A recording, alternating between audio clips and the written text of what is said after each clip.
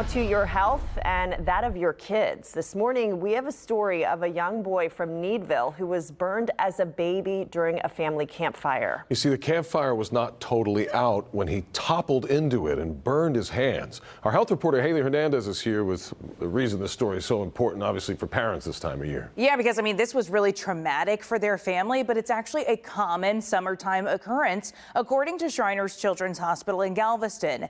Campfires bring a lot of kids in during the summer months.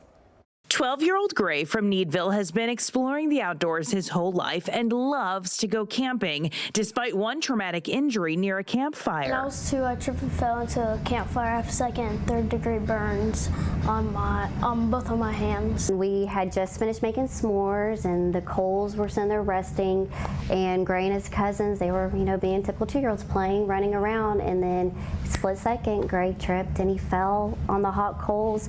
My brother-in-law pulled him out as fast as he could, and I'm sitting there, as a mom, I'm crying, screaming like, oh my gosh. It was over an hour away to the nearest hospital. So from there, and it was a small little hospital, and they're like, we can't help y'all. At 2 years old, he made the trip from Waller to Shriners in Galveston for the care he needed. And Gray still makes visits to Shriners for yearly operations. If it's third degree, that means it's not going to heal, so you'll need skin grafting. And then whether it heals naturally or using skin grafting, you're going to have contractures because your body, that's how your body heals, by contracting.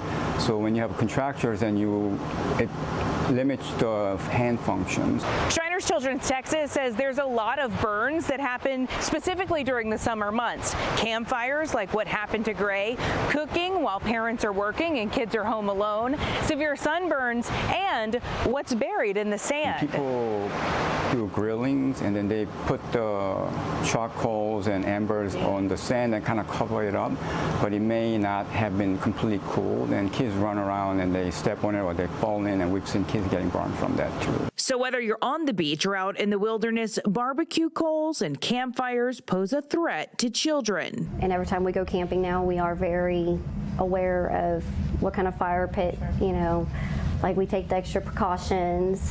Gray now, he's starting to get more comfortable, like he'll start throwing, sticks or helping Dad build a fire.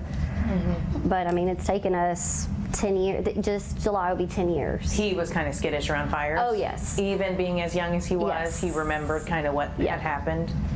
Now, a dozen operations later, and they've never had to pay. When I came here that night, they took Gray back into the room, and I was sitting in with the nurse starting to fill out all the paperwork, and she could tell I was just, crying, hot mess, and she was like, he's at the most wonderful, most amazing place ever, and it truly is. Like, we wouldn't think where we are now. Like, I honestly want to say I thought Gray was going to lose his hands. And we pretty much call him our Shriner family because every time they see Gray, hey, Gray's here, they treat us like family. It's amazing. It really is.